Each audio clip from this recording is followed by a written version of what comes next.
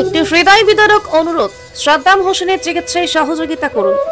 মধ্যবক্সনগর গ্রাম পঞ্চায়েতের অন্তর্গত পশ্চিমপাড়া এলাকার বাসিন্দা সাদ্দাম হোসেন দীর্ঘদিন ধরে ব্রেন টিউমারের মতো মরণ ব্যাধির সাথে লড়াই করে চলেছেন। এখন পর্যন্ত 4 বার অপারেশন করা হয়েছে, কিন্তু সুস্থতা আর ধরা দেয়নি। জীবনের বহু বছর কলকাতার একটি বেসরকারি প্রতিষ্ঠান পিয়ারলেস হাসপাতালে কাজ করে যা সঞ্চয় করেছিল চিকিৎসার খরচে সবটুকুই ব্যয় হয়ে গেছে। এমনকি নিজেদের জমিও বিক্রি করতে হয়েছে।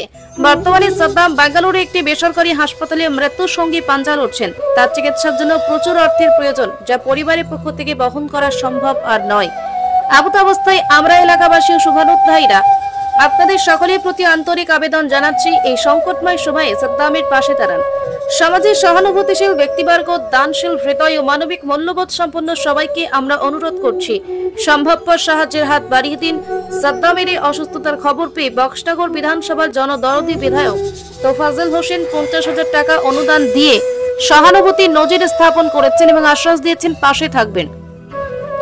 আপনিও হতে পারেন সাদ্দামের নতুন জীবনের আশার আলো।